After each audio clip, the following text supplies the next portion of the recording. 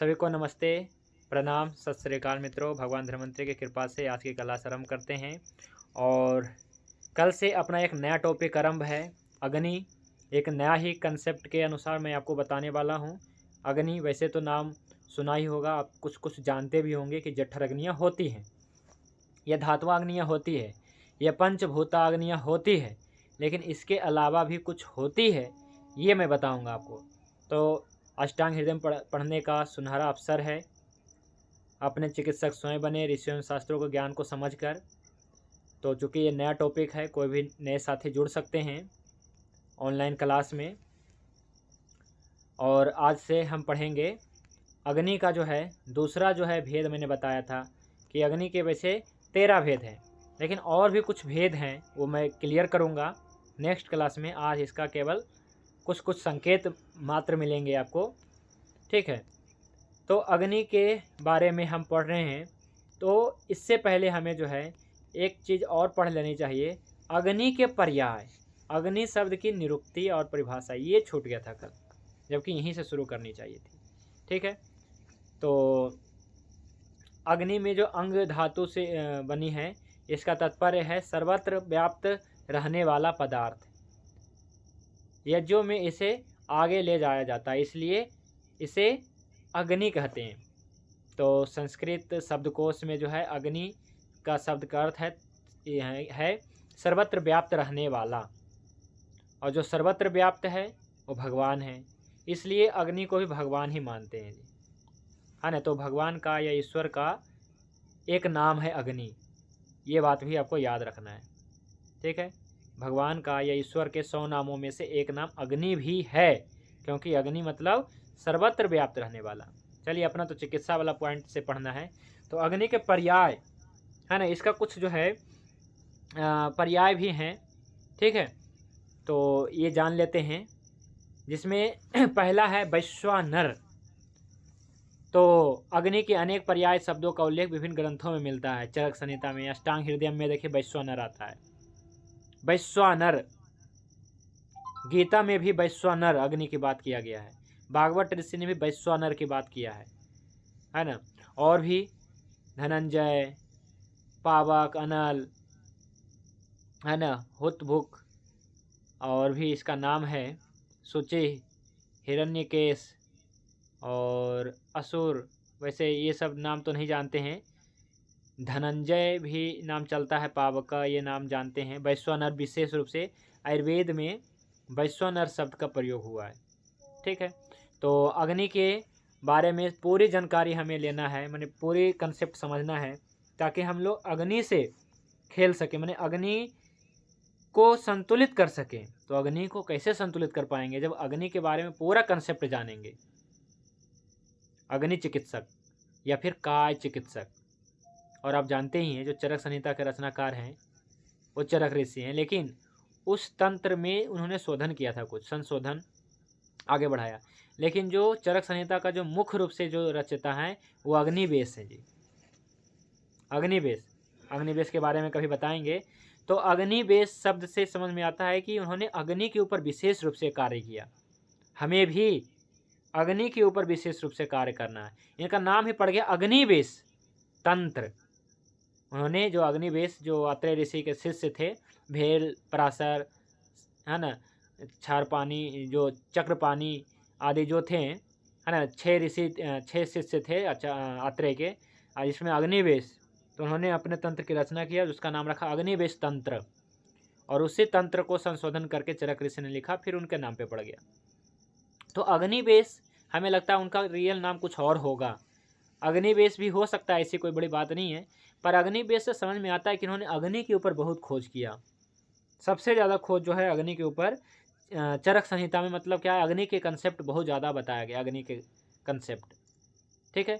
चूँकि हम लोग क्या है, काय चिकित्सक, अग्नि चिकित्सक है हम लोग, है ना, शल्य चिकित्सक नहीं है हम लोग, अग्नि चिकित्सक है। हम लोग अग्नि को ही बैलेंस करते हैं। तो अग्नि को कैसे बैलेंस करना है, कैसे बढ़ाना है, कैसे घटाना है, धातुओं के स्तर पे तो बता ही दिया है मैंने। अब जो है आपको भूता अग्नियों के स्तर पे बताएंगे। सबसे बड़ा जो है भूता अग्नि और पाचका अग्नि, जिसको हम जठर अग्नि कहते हैं।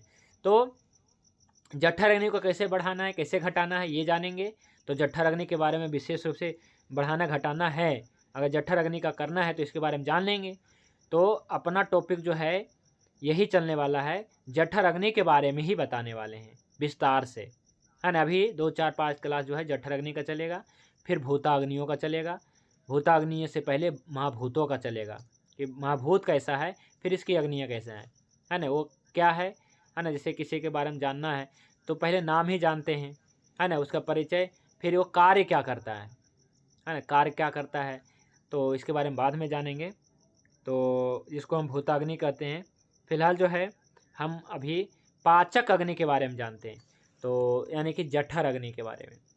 हालांकि अग्नि एक ही होते हैं, इसके बारे में ये पूरा लाइन आपको पढ़ना पड़ेगा। 2-5 लाइन पढ़ दीजिए इसमें से कोई भी साथी पहले, कि शरीर में अग्नि एक होते हुए भी। यहाँ से शरीर में अग्नि एक होते हुए भी कर्मों के आधार पर भिन्न भिन्न नामों से जानी जाती है। ये ही अग्नि के वस्तुतः भेद माने गए हैं। इस संबंध में आयुर्वेदीय संहिताओं से स्पष्ट होता है कि संख्या भेद पर आचार्यों में मत भिन्नता है। चरक संहिता के टीकाकार चरक पाणी दत्त ने अग्नि के 13 भेदों का उल्लेख किया है, जिसमें 1 अंतराग्नि, 5 भूतवाग्नि एवं 7 धात्वाग्नि समाहित है। महर्षि सुश्रुत ने केवल 5 अग्नियों को ही बताया है, जिन्हें पाचक अग्नि, रंजक अग्नि, आलोचक अग्नि, साधक अग्नि एवं भ्राजक अग्नि संज्ञा प्रदान की है। ठीक है, देखिए तो अग्नि का कंसेप्ट पहले भी बताया था मैंने, अग्नि पित्त ऐसा करके टॉपिक हमने जोड़ा था पित्त अध्याय में। तो क्या है कि शरीर में अग्नि एक होते हुए ही भी, है ना, शरीर में क्या है जी, अग्नि एक ही है। बार बार ये बात बताया है, पहले भी बताया, अग्नि एक ही है, पर कर्मों के आधार पे भिन्न भिन्न नामों से जाना जाता है। अग्नि एक ही है ना, पर अग्नि जो है एक होते हुए कर्मों के आधार पे अलग अलग जो है नामों से केवल जाना जाता है। अग्नि वही है, अलग अलग लेवल पे है। ये ही अग्नि के वस्तुतः भेद माने गए हैं। इस संदर्भ में जो चरक ऋषि हैं, या चरक ऋषि के ऊपर जो टिप्पणी लिखा गया है चरक संहिता पे, चक्रपाणी, तो इसमें बताया गया है कि अग्नियाँ 13 हैं। अग्नि के 13 भेदों का उल्लेख मिलता है, जो हम सभी जानते हैं प्रायः। 13 अग्नियाँ हैं, 5 धात्वा, 5 भौतिक अग्नि और 7 धात्वा अग्नि, 1 जठर अग्नि, 13 तो है।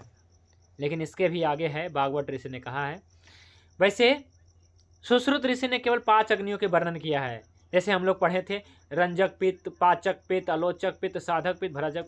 लेकिन सुश्रुत ऋषि अलग कह रहे हैं, कह रहे पाचक अग्नि, पाचक पित्त नहीं, पाचक अग्नि, रंजक पित्त नहीं, रंजक अग्नि, आलोचक पित्त नहीं, आलोचक अग्नि, साधक अग्नि, भ्राजक अग्नि। जबकि भागवत ऋषि ने कहा है भ्राजक पित्त। तो उन्होंने अग्नि को कह के उन्होंने कहा है 5 ही अग्नियाँ हैं कर्मों के आधार पे। अग्नि तो एक ही है, लेकिन कर्मों के आधार पे उन्होंने बांटा या कहा। ऐसा नहीं कहा कि 13 नहीं है, ऐसा नहीं कहा कि 23 नहीं है। भेद खुल गया अब, है ना। 23 अग्नियाँ, भागवत ऋषि ने 23 अग्नियों के बारे में बताया है, जिसका रेफरेंस भी बताएंगे। तो चरक संहिता के टीकाकार चक्रपाणी ने 13 अग्नियों का चर्चा किया, या फिर सुश्रुत ऋषि ने 5 अग्नियों के बारे में बताया, पर यह नहीं कहा कि 23 नहीं हो सकते हैं, 13 नहीं हो सकते। मानने के ऊपर आप क्या मानते हैं। तो सुश्रुत ऋषि ने भ्राजक अग्नि, आलोचक अग्नि, साधक अग्नि, भ्राजक अग्नि ऐसे कह दिया, है ना, कि अग्नियां पाचक अग्नि, पाचक पित्त नहीं, पाचक अग्नि। जबकि भागवत ने कहा पाचक पित्त, रंजक पित्त, आलोचक पित्त, साधक पित्त, भ्राजक पित्त। अग्नि कहीं नहीं लगाया। लेकिन सुश्रुत ऋषि जो है सीधा अग्नि लगा करके, और इस पर 5 अग्नि, तो हम लोग पढ़ने वाले साधारण दिमाग वाले कहते हैं 5 अग्नियों के बारे में वर्णन किया, लेकिन ऐसा नहीं। सुश्रुत जो अग्नियां वास्तविक है वो तो बताए ही है। इसके आगे पढ़िए।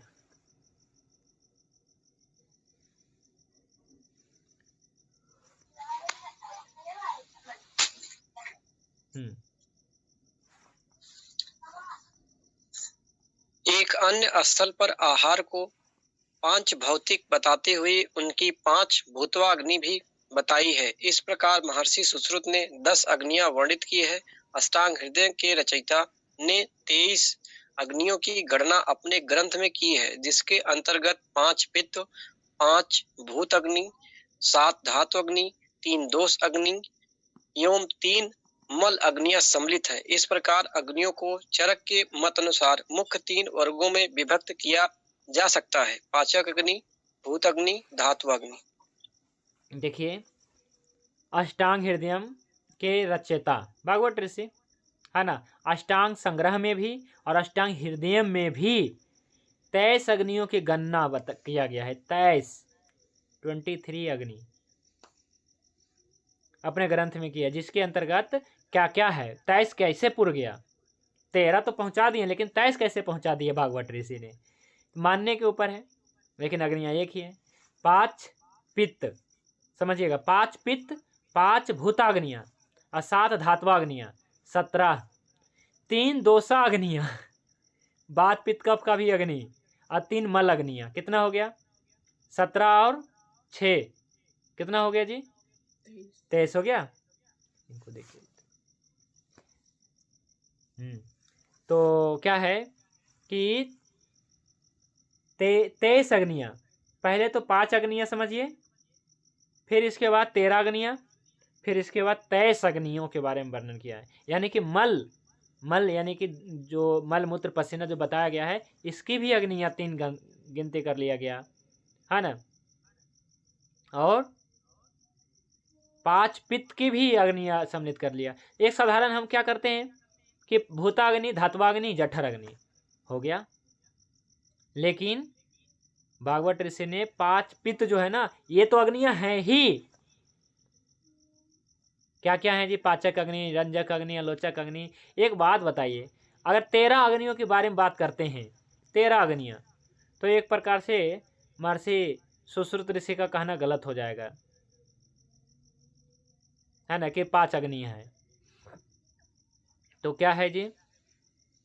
जैसे मान लीजिए कि अष्टांग हृदय में 23 अग्नियों की गणना किया गया है, माना गया है 23 अग्नियां, ये तो बता ही दिए। 5 पित्त, तो एक बात समझिए, 5 पित्त हो गया। अब पंचभूताग्नि चरक ऋषि भी मानते हैं, पंचभूताग्नि भागवत ऋषि भी मानते हैं। अब पंचभौतिक अग्नि जो है, माने महाभूतों की अग्नियां सुश्रुत ऋषि भी मानते हैं, ये तो कॉमन है। और जो चरक ऋषि मानते हैं, या चरक संहिता में जो वर्णन है, वो क्या है जी? कि एक जठर अग्नि, बाकी साधक अग्नि कहाँ गया है ना, ये नहीं मिल रहा है। फिर आलोचक अग्नि नहीं मिल रहा है, फिर रंजक अग्नि नहीं मिल रहा है, फिर भ्राजक अग्नि नहीं मिल रहा है, केवल एक पाचक अग्नि ले उठा लेते हैं, है ना। जो चरक संहिता में है क्या है जी? केवल एक अंतर अग्नि, ये केवल पाचक अग्नि। तो पाचक अग्नि है भाई, तो रंजक अग्नि भी तो है, जो सुश्रुत ऋषि भागवत ऋषि ने माना है। पर चरक ऋषि ने कभी नहीं कहा कि ये नहीं हो सकता है, समझने का है अपना। पर रियल में यही है कि जो 5 पित्त हैं, इसको आप 5 अग्नियां मानिए। कर्मों के आधार पे अलग अलग है, ये अग्नियां एक ही हैं, पर वो कर्मों के आधार पे 5 हैं। और 5 भूताग्नियां उस लेवल पे है, भूताग्नियों के स्तर पे। 7 धातुआ अग्नियों के स्तर पे अग्नियां कार्य करती है, और 3 दोषा अग्नियां, और 3 जो है मल अग्नियां यानी मलमूत्र पसीना निकलने का भी जो होता है, वो सब क्रिया जो है अग्नि के बिना नहीं होगा। तो कुल मिला के 13 अग्नियाँ, हाँ, कुल मिला के 23 अग्नि जी। तो अब 13 से 23 पढ़ेंगे हमेशा, है ना। तो इस प्रकार के जो है महर्षि चरक ऋषि, भागवत ऋषि, सुश्रुत ऋषि अग्नि के बारे में बताते हैं। और इसके बारे में विस्तार से नेक्स्ट क्लास में मैं बताऊंगा, 23 अग्नियों का विस्तार से, है ना। हालांकि अभी इतना अपना टॉपिक ही है अग्नि, है ना, अपना अग्नियाँ टॉपिक, अपना जो टॉपिक है अग्नि ही है। तो इसके बारे में विस्तार से पढ़ेंगे। और अग्नि को सम करना है, अग्नि को बैलेंस करना है, कम है तो ज़्यादा करना है, ज़्यादा है तो कम करना है, यही तो करना है। इसलिए अग्नियों के बारे में जितना ज़्यादा जानेंगे, उतना ही अपनी अच्छा चिकित्सा हो पाएगा। क्योंकि अब हम लोग हम लोग अग्नि चिकित्सक हैं जी, ठीक है। तो ये तो सभी जानते हैं पाचक अग्नि, पर रंजक अग्नि क्या अग्नि नहीं है क्या? आलोचक अग्नि अग्नि नहीं रहा क्या? क्योंकि सुश्रुत ऋषि ने तो कहा है, ये तो कहा ही है रंजक अग्नि। चलिए, भागवत ऋषि ने नहीं कहा है रंजक अग्नि, रंजक पित्त कहा है। पर पित्त और अग्नि में क्या भेद है? तो इसलिए क्या है कि रंजक अग्नि को आप अग्नि मानिए। तो जिसे यहाँ पे जो है पाचक अग्नि है, तो इस प्रकार से ये 5 प्रकार के हो। पाचक अग्नि, पाचक पित्त, तो पित्त ही 5 प्रकार के हो गया। अब भूताग्नि 5 प्रकार के हो गए, 5 5 10 और 7 17, तो मानिए ही मानिए 17 अग्नियां। 5 जो है जो पित्त हैं वो अग्नियां हो गए, 7 धातु स्तर पे है और 5 पंच भौतिक स्तर पे है। तो कुल मिला के और बाकी मल अग्नियां नहीं भी मानते कोई बात नहीं, मल अग्नियां फिर भी मानना है, और दोषा अग्नियां भी बताया गया है। तो इस प्रकार से 23 अग्नि जी। ठीक है, चलिए अब जो है सिंपल में जो है पाचक अग्नि पढ़ के और इसका डिफिनेशन पढ़ दीजिए।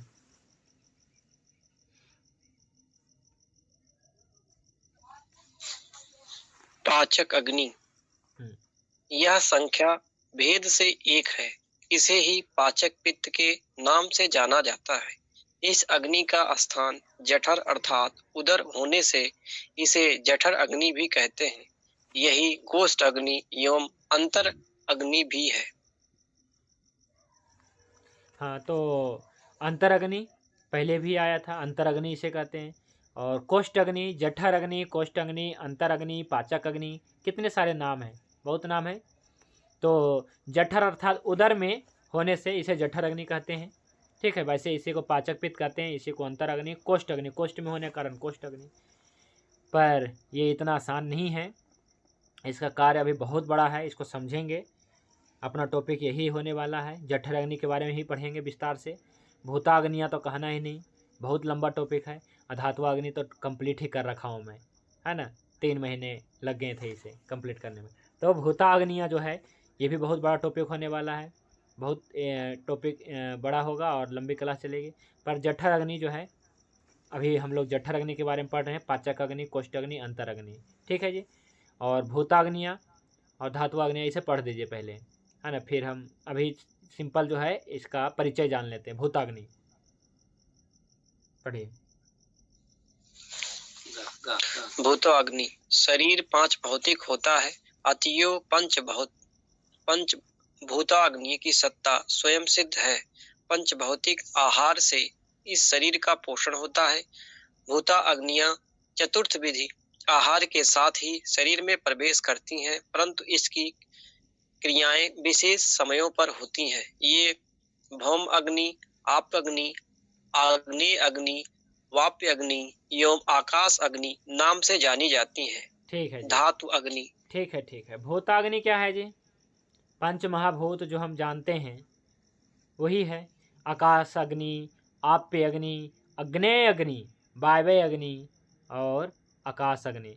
तो वैसे क्रम से यहाँ पे जो है सबसे पहले पृथ्वी महाभूत की अग्नि आया है, फिर आप महाभूत की अग्नि आया है, फिर अग्नि महाभूत की अग्नि आया है, फिर वायु महाभूत की अग्नि आया है, अग्नि महाभूत की भी अग्नि, देखिए, है ना, वायु महाभूत की अग्नि, आकाश महाभूत की अग्नि आया है। तो ये सभी अग्नियों के बारे में जानेंगे, इन महाभूतों के बारे में भी जानेंगे।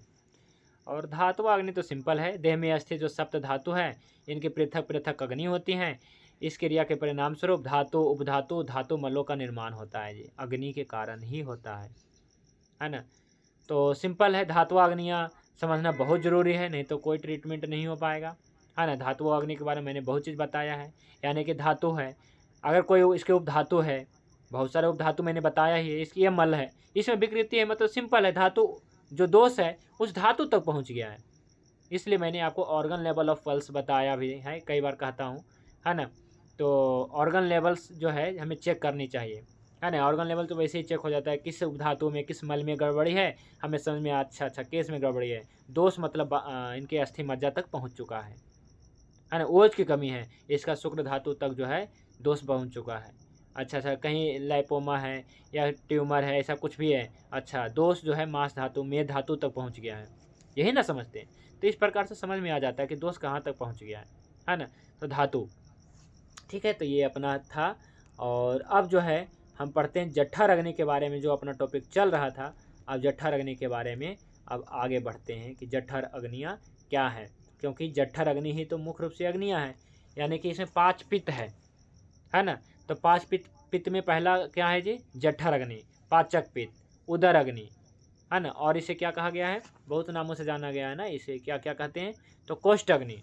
तो कोष्ठ में होने के कारण कोष्ठ अग्नि, उदर में होने के कारण उदर अग्नि। कोष्ठ उदर एक ही बात है, कोष्ठ थोड़ा और बड़ा है, उदर थोड़ा छोटा है, तो उदर है ना, तो उदर अग्नि, कोष्ठ अग्नि, अंतर अग्नि, जठर अग्नि, पाचक पित्त।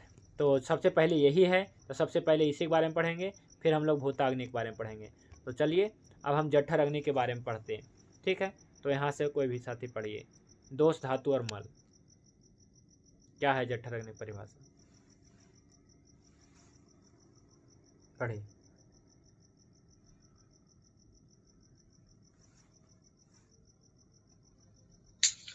दोष, धातु और मल, इनके समुचित उष्मा को अग्नि कहते हैं, ऐसा आचार्य आत्रेय ने आज्ञा पूर्वक कहा है। आहार के पचन हेतु जिस पित्त का श्रवण होता है उसे जठर अग्नि कहते हैं। तो ये सूत्र का रेफरेंस है अष्टांग हृदय शरीर स्थान का, ये कि अन्य पाचन हेतु, आहार के पचन हेतु जिस पित्त का श्रवण होता है उसे जठर अग्नि कहते हैं। ये पहले जठर अग्नि है। और यह जो है दोष, धातु और मल, इनके समुचित उष्मा को, दोष का भी आ रहा है देखिए, इसलिए मैं कह रहा हूँ कि भागवत ऋषि ने 13 अग्नियों के बारे में बताया है, यही इसी सूत्र से हो रहा है उत्पन्न। दोष, धातु और मल, इनके समुचित उष्मा को, फिर से पढ़िए इसे, इसी लाइन को पढ़िए, फिर समझ में आएगा। दोष, धातु और मल, इनके समुचित उष्मा, यानी कि इसमें भी अग्नियां हैं। इस लाइन को जितना तोड़ के पढ़ेंगे उतना समझ में आएगा कि दोष, दोष अग्नियां, धातु, धातु अग्नियां, मल, मल अग्नियां, पहले भी, इसलिए भागवत ऋषि ने कहा है 23 अग्नियां। तो दोष, धातु और मल, इनके समुचित उष्मा को अग्नि कहते हैं। ये है डिफिनेशन जी, इनके समुचित उष्मा को अग्नि कहते हैं। इसमें जो हीट है, समुचित हीट है, दोष के पास भी, धातु के पास भी, मल के पास भी। दोष, धातु, मल मूलम ही शरीरम। ठीक है जी। तो इनके समुचित उष्मा को हमें बैलेंस करना है, ठीक है। ऐसा आचार्य अत्रेय ने आज्ञापूर्वक कहा है। आहार के पाचन हेतु जिस पित्त का श्रवण होता है उसे जठर अग्नि कहते हैं। तो भागवत ऋषि के अनुसार जो 23 अग्नियों का वर्णन इस प्रकार से है। भूताग्नि तो सभी मानते हैं, भागवत ऋषि ने भी माना है दूसरे सूत्र में। तो और बाकी क्या है कि 5 प्रकार के जो पित्त है, पित्त अग्नियाँ जो हैं, कुल मिला के 23 अग्नियाँ, ठीक है। चलिए पढ़े पाचक पित्त का वर्णन, पाचक अग्नि का वर्णन, जठर अग्नि का वर्णन, कोष्ठ अग्नि, उदर अग्नि का वर्णन।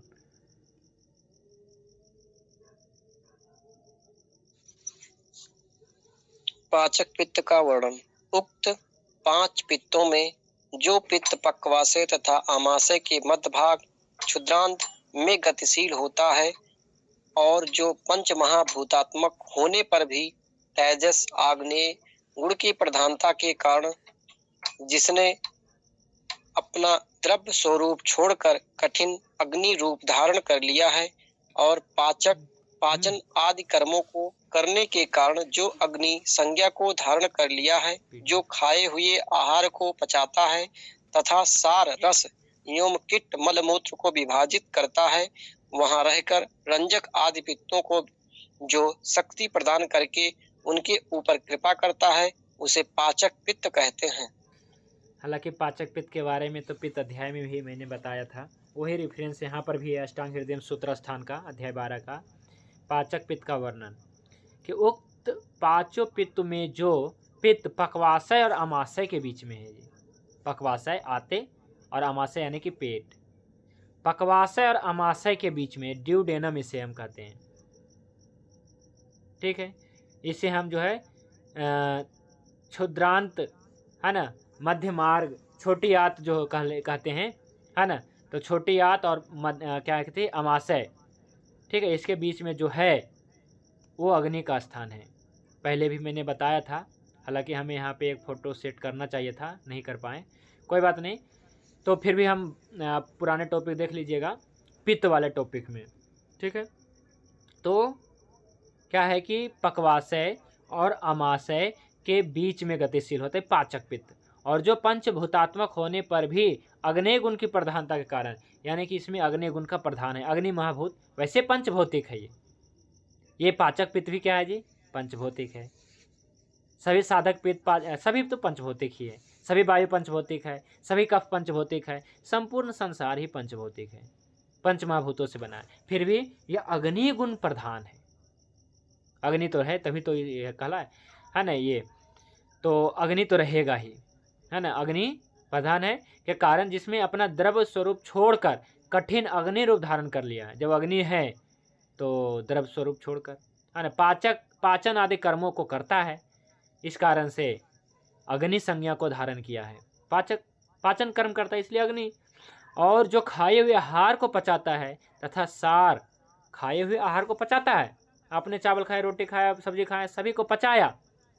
और पाचन कैसे किया, तो सार और किट भाग बना करके, सार यानी कि रस भाग, किट यानी कि मलमूत्र भाग, भोजन आपने किया। आपने मान लीजिए रोटी के साथ कोई सब्जी खाएं या रोटी ही केवल खाए तो उसका सार किट विभाजन चलेगा अपने शरीर में, वो सब अग्नियाँ करती है।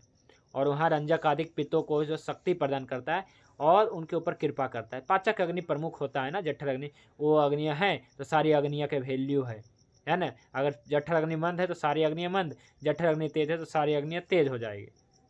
और ये जो है सभी के ऊपर कृपा करता है, सभी कृपा करने का मतलब है कि सभी को जो है शक्ति देता है, ठीक है। तो इस प्रकार से पाचक पित्त का ये है कि पाचक पित्त कहाँ रहता है, जठर में रहता है, जठर अग्नि या इसे ग्रहणी आप ऐसे वहाँ पे रहता है, ठीक है। तो और भी इसके बारे में है, ये लाइन भी पढ़ दीजिए। जठर अग्नि पक्वाशय और अमाशय के बीच में रहता है। जठर अग्नि पक्वाशय और अमाशय के मध्य में रहकर आहार का पचन करता है। आहार गुण भाव का शरीर गुण भाव में रूपांतरण करता है। पचन के उपरांत उत्पन्न दोष, रस, मूत्र तथा पुरीस इनका विभाजन करता है।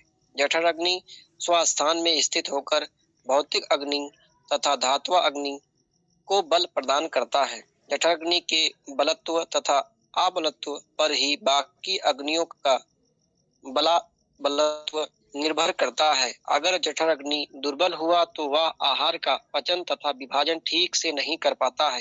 परिणाम स्वरूप शरीर अस्त, धातु, उपधातु, दोष तथा मल इनका पोषण नहीं होता। यह घटक दुर्बल तथा क्षीण होते हैं, इसलिए सभी अग्नियों में जठर अग्नि प्रधान है।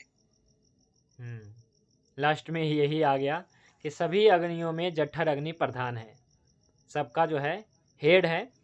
अग्नियों में प्रधान अग्नि जठर अग्नि है और यह अग्नि पक्वाशय और अमाशय के बीच में है और यहाँ पे स्थित रहकर आहार का पाचन करता है। आहार गुण भावों का, फिर से वही लेना आया है जो सबसे पहला लाइन इस टॉपिक का था जी।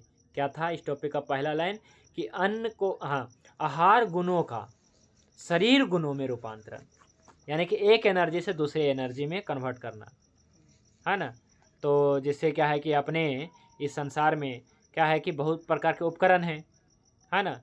जैसे विद्युत ऊर्जा है, विद्युत ऊर्जा से हम गतिज ऊर्जा मोटर के माध्यम से बना लेते हैं। तो ये क्या है जो रूपांतरण, ऊर्जा का रूपांतरण करता है। या हम साइकिल चलाते हैं या फिर बाइक चलाते हैं या कुछ भी ऐसा चलाते हैं, तो ये सब क्या है जी, ऊर्जा का ही तो रूपांतरण है।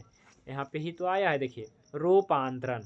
तो अपने को क्या होता है कि रूपांतरण कौन करेगा, तो अग्नियाँ करेगा, है ना। अग्नियाँ नहीं रहेगी तो कुछ भी रूपांतरण नहीं होगा। जैसे अग्नियाँ शरीर में नहीं है, शांति अग्नि मृत्यते, तो अगर अग्नियाँ नहीं रहेगी तो क्या हम साइकिल चला पाएंगे, नहीं चला पाएंगे। अगर अग्नियाँ नहीं रहेगी तो क्या बिजली बन पाएगी, नहीं बन पाएगी। मैंने कोई ना कोई शक्ति तो रहेगा, है ना। या कुछ शक्ति मतलब बना, ये शक्ति अग्नि ही देता है जी, है ना। अग्नि में बहुत ताकत है, ठीक है। तो अग्नि रूपांतरण करने की क्षमता रखती है। तो आहार गुणों का शरीर गुणों में रूपांतरण, यही बात आपको समझना है कि आहार गुणों का, आहार में क्या गुण है ना, या जड़ी बूटियों में क्या गुण है, वही गुण का, है ना, क्या करता है जी, आहार गुणों का शरीर गुणों में, मतलब आहार गुण भावों का शरीर गुण भावों में रूपांतरण यही नहीं हो पाता है। और कई बार क्या है, हो तो जाता है लेकिन क्या है कि गलत हो जाता है, जो हमें पता नहीं होने के कारण हम गलत औषधियाँ दे देते हैं, गलत खान पान करवा देते हैं। पर दो कंडीशन होता है कि आहार गुण भावों का यह जड़ी बूटी औसत गुण भावों का शरीर गुण भावों में या तो रूपांतरण ही नहीं हो रहा है या फिर रूपांतरण हो गया पर कुछ अलग रूपांतरण हो गया जो इसको जरूरत नहीं था। मान लीजिए कि किसी का जन्म जो है जनवरी में हुआ, यानी कि उसका जन्म प्रकृति बाद का है, तो अब इसको बाद का व्याधि भी लग गया मान लीजिए, तो क्या होगा? बाद का व्याधि लगने से यदि हम इसे जो है कुछ खिलाना चाहेंगे कि नहीं बात व्याधि हट जाए, जैसे घुटने में दर्द हो गया, हो भी सकता है क्योंकि जनवरी में जन्म हुआ है, बात प्रकृति का है तो संधि बात हो सकता है, तो हो गया। तो क्या किया जाएगा कि इसको हम आदि क्या है कि आहार देते हैं, कोई भी मान लीजिए दूध पिलाते हैं या फिर शतावरी खिलाते हैं, घी खिलाते हैं, तो घुटना दर्द ठीक होना चाहिए इसका, क्योंकि आहार रस ऐसा है यानी कि उसका जो है बात का नाश करने वाला है। ठीक है, तो या तो क्या होगा कि हम खिला रहे हैं खूब, लेकिन दूध, घी, शतावरी आदि का जो आहार या औसत गुण भावों का शरीर गुण भावों में रूपांतरण ही नहीं हो रहा है, तो कहाँ से ठीक होगा? पहला बात। और दूसरा बात ये होता है कि रूपांतरण ठीक है, लेकिन हम शतावरी ना खिला करके हम आरोग्यवर्धनी खिला देते हैं, हम कुटकी खिला देते हैं, हम जो है कोल्ड ड्रिंक पिला देते हैं, हम चाय पिला देते हैं, तो रूपांतरण हो गया, पर इसका परिणाम तो क्या है कि भयंकर होगा। तो यही बात यहाँ पे समझना है कि आहार गुण भावों का शरीर गुण भावों में रूपांतरण करना है, बस इतना ही समझना है कि आहार औसत गुण भावों का शरीर गुण भावों में रूपांतरण अच्छे से हो जाए, और अच्छे से तो हो ही जाता है, कई बार तो होता ही नहीं है, और कई बार हो रहा होता है तो औषधियाँ गलत चल जाती है, आहार विहार गलत चल जाता है, तो रूपांतरण होकर नुकसान कर जाता है ना।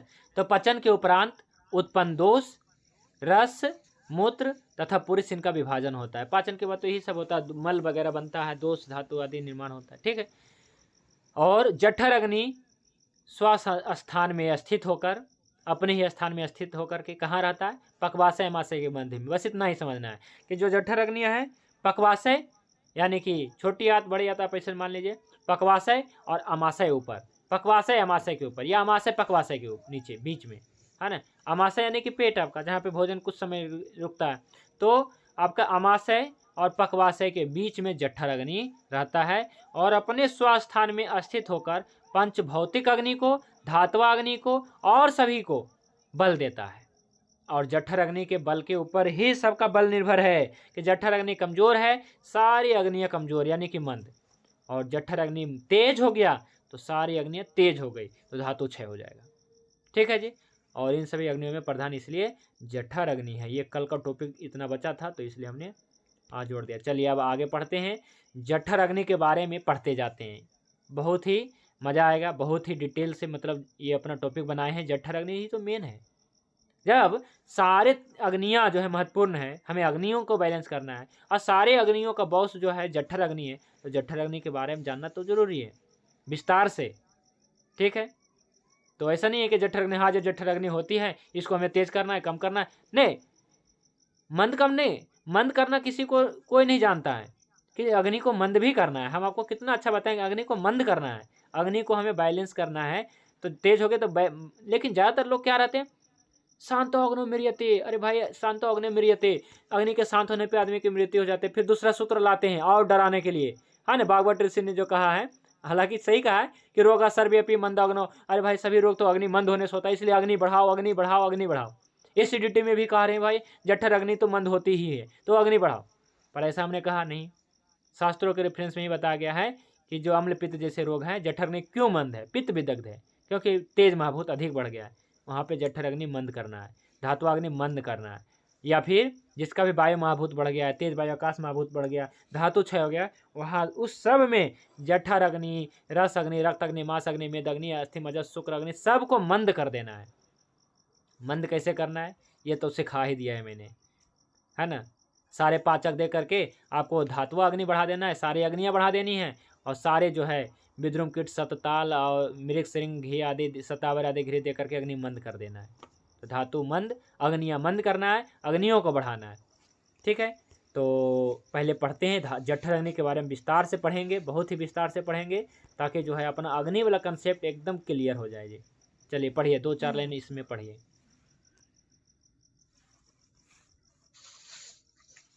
जठर अग्नि, देह में विद्यमान जो अग्नि आहार का पाचन करती है उसे ही देह अग्नि, जठर अग्नि, पाचक अग्नि, पाचक पित्त आदि नामों से जाना जाता है। हमारा यह शरीर इसको बनाने वाले उपादान पंच महाभूतों से निर्मित होते हैं। ग्रहण किया गया आहार पंचभौतिक होते हुए भी बिना रूप परिवर्तन के देह के लिए उपयोगी नहीं होता। अतः जो अन्न, बस इतना ही समझना, इतना ही इम्पोर्टेंट था जी, इतना ही इम्पोर्टेंट है कि जो क्या है कि ग्रहण किया गया आहार, जो हम भोजन, जो हम आहार ग्रहण करते हैं वो पंचभौतिक होते हैं, सभी जानते हैं। मान लीजिए दूध सेवन किया, जल सेवन किया, आपने दही सेवन किया, घी सेवन किया, आपने चावल रोटी दाल सब्जियां चटनी कुछ भी ऐसा सेवन किया, या औषधियां ही सेवन किया, तो ग्रहण किया गया आहार औषधि पंचभौतिक होते हैं। क्लियर? और पंचभौतिक होते हुए भी रूप परिवर्तन के लिए बिना, मतलब पंचभौतिक होते हुए भी बिना परिवर्तन, मतलब रूप परिवर्तन के देह के लिए उपयोगी नहीं है। यही समझना है। मान लीजिए कि सोना है पर उसे आप खा नहीं सकते हैं क्योंकि आपके लिए उपयोगी नहीं है। चांदी है लेकिन आप खा नहीं सकते हैं क्योंकि आपके लिए उपयोगी नहीं है। लेकिन स्वर्ण भस्म है, आपके लिए उपयोगी है, आप इसे खा सकते हैं, आपके लिए उपयोगी बना दिया गया है। हाँ जी, तो इसलिए क्या है कि उपयोगी, तो बहुत सारे ऐसे औषधियाँ हैं, बहुत सारी चीज़ें हैं जो हमारे डायरेक्ट उपयोग में नहीं आ सकता है। इसी प्रकार से हम जो चावल खाते हैं, गेहूँ खाते हैं, वो सब खाने के लिए मतलब पंच महाभूत ऐसे से डायरेक्ट ग्रहण नहीं कर लेता है, कुछ प्रोसेस होता है। पंचभौतिक का जो है इस शरीर निर्माण होता है तो कुछ प्रोसेस होता है, उसमें से जो प्रोसेस होकर के बचता है वो जो है हमारा शरीर, जो हमारा महाभूता अग्नियाँ है, सब एब्जॉर्ब करता है अपनी अपनी अग्नियों के माध्यम से। वो सब महाभूतों, जैसे जो मान लीजिए पृथ्वी अग्नि है, तो पृथ्वी महाभूत तभी बढ़ेगा शरीर में जब पृथ्वी की अग्नियाँ अच्छी होगी, वो प्रोसेस करके देगा इसको, महाभूतों को। इसके लिए आपको शतावरी खाना है। शतावरी खाएंगे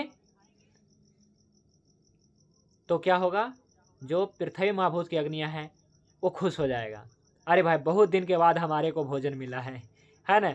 वो अग्नियाँ खुश हो जाएगा, वो अग्नियाँ अपना काम पकाएगा और महाभूत को दे देगा, लीजिए खाइए, है ना। इस प्रकार से शरीर में क्रिया होता है ना। लेकिन आप बहुतों दिनों से न दूध पी रहे हैं, न घी खा रहे हैं, न शतावरी खा रहे हैं, तो आपके पृथ्वी महाभूत क्या होगा जी? पृथ्वी महाभूत को मिलेगा नहीं कुछ, और नहीं मिलेगा, आपको ही खाने के लिए कुछ ना दिया जाएगा तो क्या होगा? यही बात है, अंततः आपके पृथ्वी महाभूत घट जाएगा, यानी कि शरीर का भार कम जाएगा। इस प्रकार से बन जाता है शरीर की जो है मांस धातु घट जाता है। तो इस प्रकार से ऐसा है कि अग्नि, और अग्नि अभी हम लोग जठर अग्नि की बात कर रहे हैं, जिसको हम देह अग्नि, एक और नया शब्द आ गया है, जठर अग्नि, देह अग्नि, है ना, कोष्ठ अग्नि, पाचक अग्नि, है ना, और पाचक पित्त, सब नाम है। और यह जो है क्या बताया कि आहार ग्रहण किया गया जो भी आहार है पंचभौतिक है, होते हुए भी, पंचभौतिक होते हुए भी बिना रूप परिवर्तन के देह के लिए उपयोगी नहीं है, कोई उपयोगी नहीं है ना।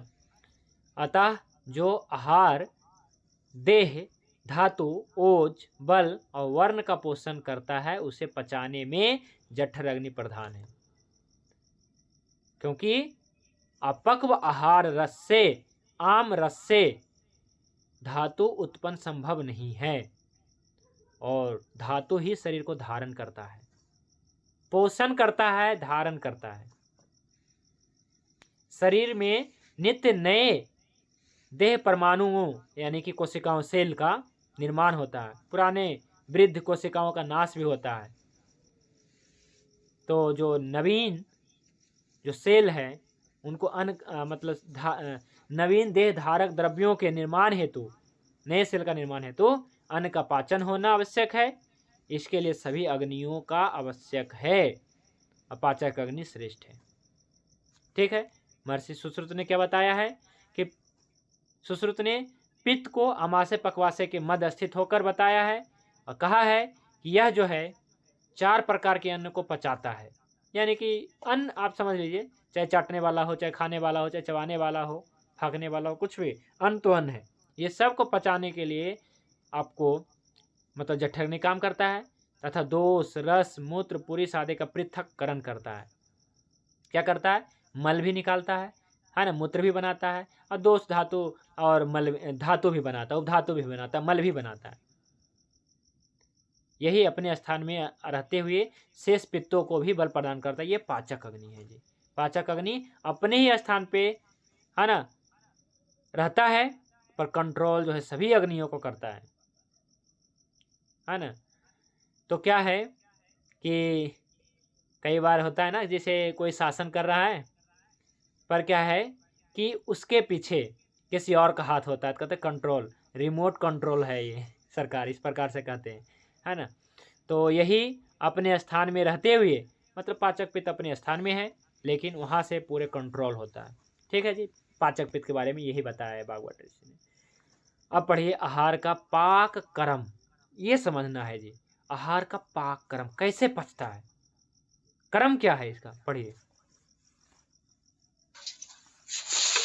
आहार का पाक क्रम। उचित समय पर खाया गया आहार प्राणवायु द्वारा कोष्ठ, उदर अर्थात आमाशय में पहुंचा दिया जाता है। वहां द्रव्यों, क्लेदक कफ तथा भोजन के साथ पिए गए जल आदि से वह आहार का समूह टूट फूट कर और भी छोटा हो जाता है। वह स्नेह के संयोग से मृदु मुलायम हो जाता है। तदंतर समान वायु से सुलगाई गई औदर्य अग्नि, जठराग्नि उस प्रकार उस आहार को पकाती या पचाती है जैसे चूल्हा में सुलगाई गई आग बटलुई में रखे हुए चावलों को पकाती है। फिर से एक और नया नाम आ गया है, उदर अग्नि, जठर अग्नि, उदर अग्नि, कोष्ठ अग्नि, पाचक अग्नि, पाचक पित्त, कितने सारे नाम है जी। ठीक है। तो औदर्य अग्नि जिसको उदर अग्नि आप कह सकते हैं। तो आहार का पाक कर्म ये है, समझिएगा। उचित समय पर खाया गया आहार, पहला तो आहार नियम का, भोजन करने का प्रथम नियम यही है, उचित समय, यानी कि जिस समय प्रतिदिन आप खाते हैं उसी समय प्रतिदिन खाएं। ऐसा ना हो कि आज 2 घंटा पहले 2 घंटा बाद, ऐसा कंटिन्यू। कभी कभी हो गया, कोई दिक्कत नहीं है, पर आहार का, भोजन करने का प्रथम नियम है समय। समय पे खाओ। तो उचित समय पे खाया गया आहार प्राण वायु द्वारा कौन ले जाता है जी? प्राण वायु का कहाँ से कहाँ है इसका?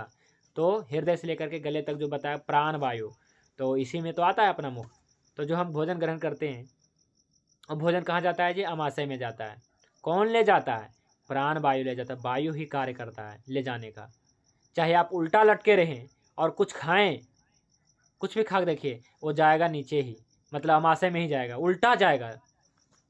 अब देखिएगा, और ले जाने वाला है आपका प्राण वायु। ऐसा नहीं समझिएगा कि हाँ भाई हमने ऊपर से खाया नीचे चला गया, ना ना ना। जिसका प्राण वायु गड़बड़ है उसको उल्टियाँ ज़्यादा जी, मछली वगैरह ज़्यादा होगा। ठीक है। तो प्राण वायु ऐसा है जी कि भोजन को उचित समय पे खाएगा, भोजन जो भी आहार है आपके आहार को उधर में ले जाता है, आमाशय में ले जाता है, पहुँचा दिया जाता है। अब वहाँ पे रहता है, देखिए वायु, पहला सबसे पहला वायु आता है कामदी जी। यहाँ पे देखिए वायु, हालांकि इससे भी पहले बोधक कफ है ना जीभ पे, वो कार्य करता है, बोधक कफ। फिर प्राण वायु, अब आ जाता है यहाँ पे कलेदक कफ। कहाँ रहता है जी? आमाशय में रहता है। क्या करता है? तो कलेदन करता है। जैसे हम कोई ईंट बनाते हैं या फिर हम गारा तैयार करते हैं घर बनाने के लिए, तो क्या करते हैं जी? मिट्टी को पानी में मिलाकर, पानी या मिट्टी मिला करके हम क्या करते हैं? मृदु करते हैं। यानी कि यही काम जो है यहाँ पे कलेदक कफ कम कर रहा है। कलेदक कफ आमाशय में रहता है। ये भोजन को छोटे छोटे समूह में तोड़ता है और इसे स्नेह का संयोग से, यानी घी तेल वगैरह होनी चाहिए, मुलायम करता है। तदंतर अब समान वायु काम करेगा। समान वायु का स्थान क्या है जी? नाभि प्रदेश, है ना, यानी कि जो हृदय के नीचे और नाभि के बीच में ये है। और यहीं पे जठर अग्नि है। तो जो समान वायु है वो अग्नि सुलगाती है और इसे पकाती है। जठर अग्नि सुलगाई गई जठर अग्नि उस प्रकार पकाती है जैसे चूल्हा में सुलगाई गई आग बटलोई में यानी कि भगोने में रखे हुए चावलों को पकाती है। ये उदाहरण है जी भागवत ऋषि का। ठीक है जी। और ये जो है शरीर स्थान का रेफरेंस है जी। ठीक है, तो आज के लिए हम लोग इतना ही पढ़ेंगे। जठर अग्नि के स्वरूप के बारे में कल पढ़ेंगे। अब कोई टॉपिक से रिलेटेड कोई प्रश्न है तो रख सकते हैं। टॉपिक समझ में आ रहा है जी? ये टॉपिक कोई भारी तो नहीं है।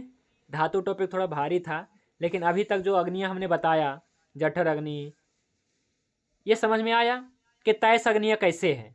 तो इस लाइन को किसी को रेफरेंस दे दीजिएगा कि हाँ भाई देखो ये भागवत ऋषि ने कहा है कि दोष, धातु और मल इनके समुचित उष्मा यानी कि इनकी अग्नि, उष्मा मतलब इनके समुचित उष्मा को अग्नि कहते हैं, ऐसा बताया। तो इस हिसाब से जो है जठर अग्नियाँ और जितने भी अग्नियाँ हैं कुल मिलाकर के भागवत ऋषि ने स्पष्ट कहा है। स्पष्ट नहीं मतलब कि बताया है। ऐसे तो उन्होंने कोई नहीं कहा कि पाँच ही होता है या तैसी होता है, मतलब हम लोग मानते हैं। तो भागवत ऋषि के अनुसार तैस अग्नियों का वर्णन इस प्रकार से है जी। तो आज के लिए बस हम लोग इतना ही पढ़ेंगे। शांति पाठ करके आज की क्लास को विराम करते हैं। ओम ध्यो शांति अंतरिक्षम शांति पृथिवी शांति आपः शांति औषधयः शांति वनस्पतयः शांति विश्वदेवः शांति ब्रह्म शांति सर्वं शांति शांतिरेव शांति सामा शांतिरेधि। ओम शांति शांति शांति। सभी को नमस्ते, शुभ रात्रि। भगवान धन्वंतरि की कृपा आप सभी पे बने रहे। जय धन्वंतरि, जय आयुर्वेद।